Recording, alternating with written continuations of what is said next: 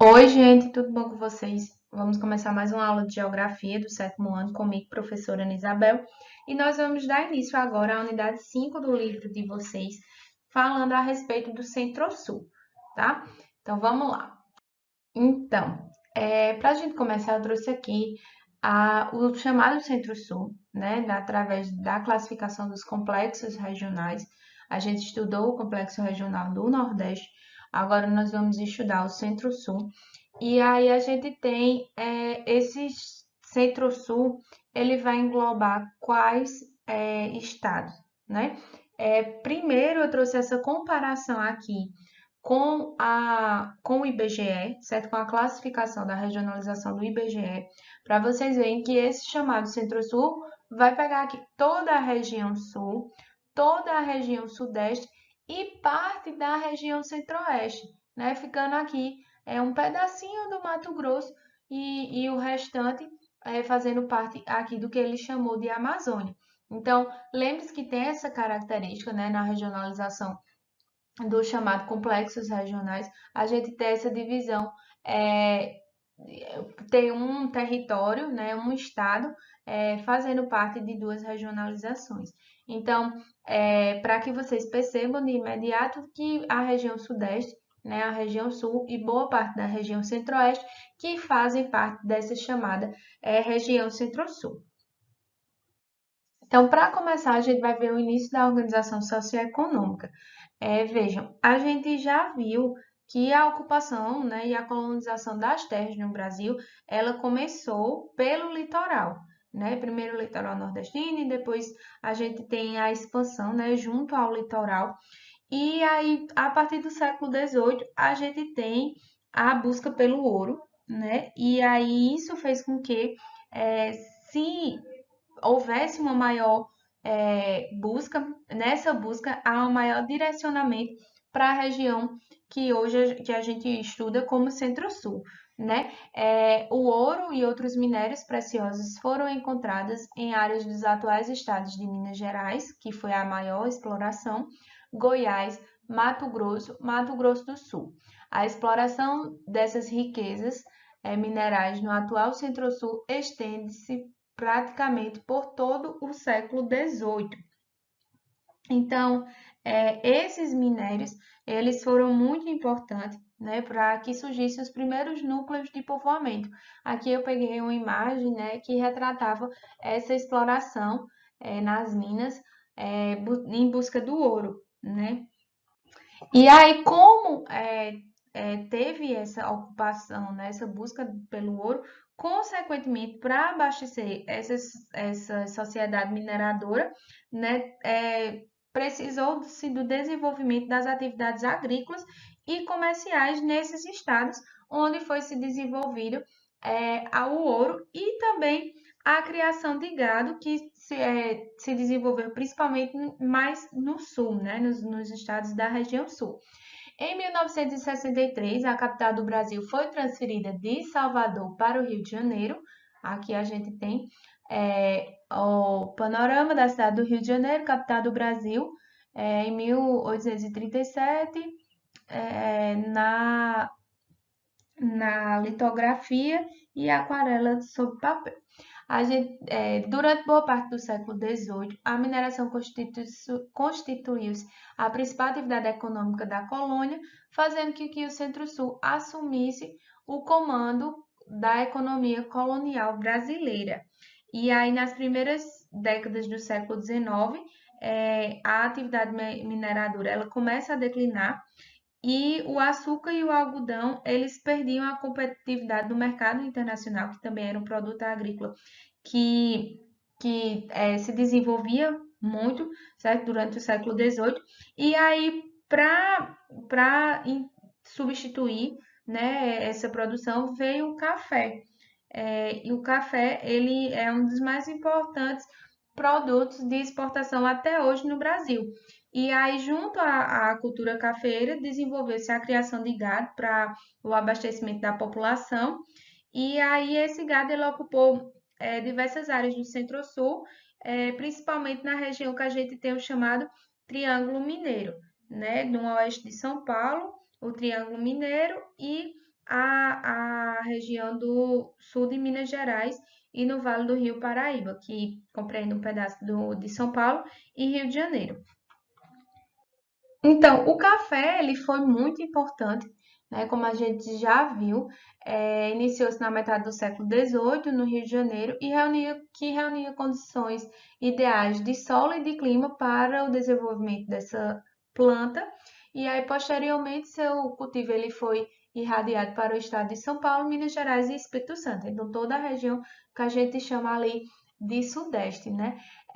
Nas primeiras décadas do século XX, os cafezais alcançaram as terras dos atuais estados do Pará e Mato Grosso do Sul, e o Brasil passou a ser o maior produtor mundial de café, tendo os Estados Unidos como principal comprador.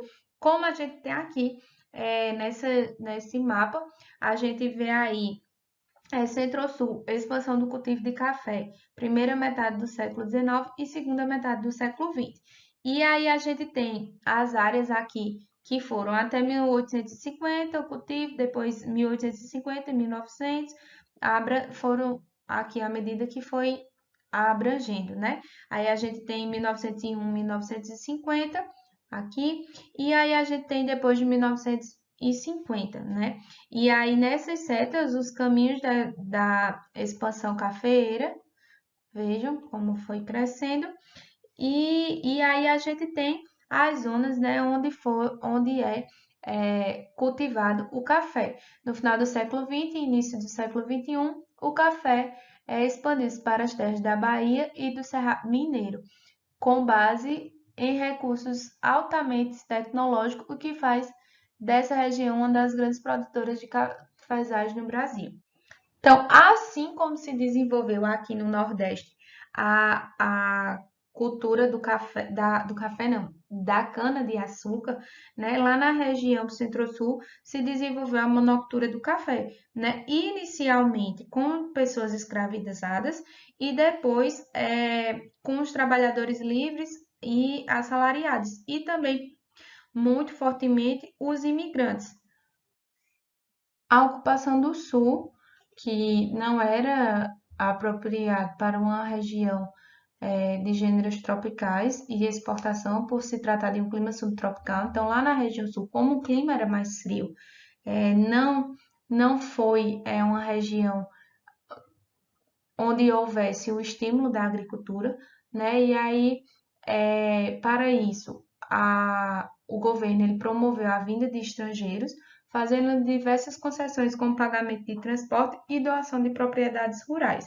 Então, dessa forma, né, com esse incentivo, vieram vários grupos de estrangeiros, os alemães, que fundaram principalmente a cidade de Blumenau e Joinville, em Santa Catarina, os italianos que ficaram lá na região do Rio Grande do Sul. Também vieram poloneses e ucranianos, e aí esses colonos, né, que chegaram, eles introduziram técnicas de agricultura mais modernas, né, e policultura, e também novos produtos como o trigo e o centeiro. Esses trabalhadores, como eram trabalhadores assalariados, fez com que houvesse um crescimento do mercado interno, né, que também favoreceu a estruturação das cidades, né, posteriormente. E atualmente os descendentes dos imigrantes europeus ainda mantêm algumas tradições de seus antepassados e realizam festas típicas que atraem muitos turistas na região sul do Brasil. A atividade industrial, a região Centro-Sul concentra o mais importante parque científico e tecnológico do país, abrigando boa parte das melhores universidades e dos centros de pesquisas estatais e privados, desenvolvendo tecnologia de ponta.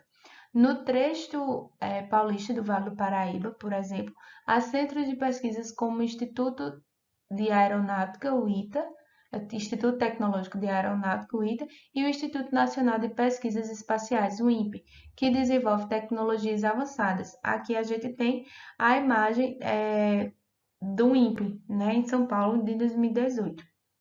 O Centro-Sul é a região mais dinâmica do país em termos econômicos, abrangendo mais de 2 milhões de quilômetros quadrados, aproximadamente 25% da área territorial do país. Sua população, em torno de 132 milhões de habitantes, corresponde a cerca de 63% da população brasileira. Né? A região, lembrando que a gente está falando aí do Centro-Sul, da junção da região Centro-Oeste, Sul e Sudeste, certo? Então, 63% da população brasileira fica nessas regiões, né? Tem as principais economias no estado de São Paulo e Rio de Janeiro, tá? No Centro-Sul estão as sedes de grandes empresas que atuam no comércio varejista e atacadista, tanto nacionais como multinacionais. A maior concentração das atividades econômicas, incluindo serviços de saúde, educação, contribui para que a população do Centro-Sul apresente indicadores sociais mais elevados que o restante do Brasil. Né? Os investimentos também nessa questão da saúde permitem essa expectativa de vida maior nesses estados da região do Centro-Sul e, em virtude do dinamismo econômico, algumas áreas do Centro-Sul, em particular as regiões metropolitanas de São Paulo, Rio de Janeiro, Belo Horizonte e Brasília, exercem atrações sobre trabalhadores de outra região do Brasil, que migram com a esperança de conseguir melhores condições de vida, né? Desde 1940 que essa região ela atrai imigrantes de várias outras regiões, né? Principalmente com o objetivo de buscar melhores condições de vida, né? De trabalhar e buscar melhores condições de vida. E aí a gente tem aqui a vista do bairro de São Paulo, né? Em São Paulo, em 2017, e também aqui a máquina de pulverizar defensivos agrícolas no tomate em Minas Gerais. Então veja que a tecnologia, né, além da indústria, na indústria, né, também está presente no campo quando a gente fala dessa região. Para finalizar, a gente fala dos contrastes socioespaciais, né, que é consequência do modelo capitalista, que vai gerar a concentração de renda, né, e a exclusão social.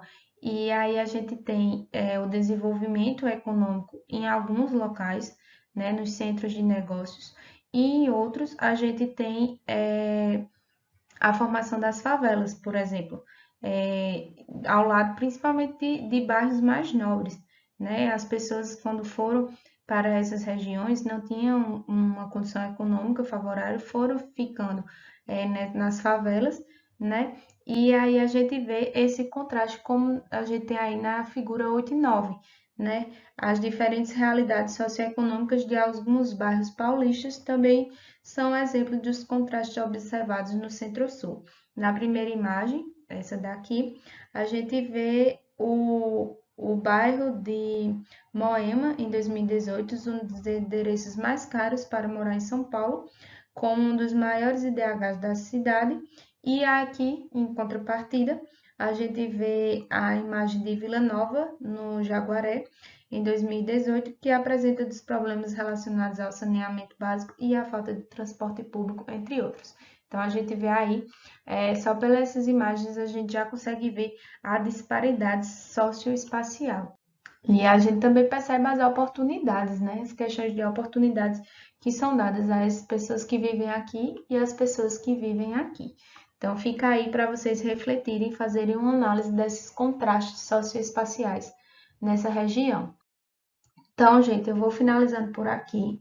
Nós vamos continuar falando da região Centro-Sul na próxima aula. Qualquer dúvida, como eu sempre falo, procurem os professores de vocês e a gente se vê. Tchauzinho!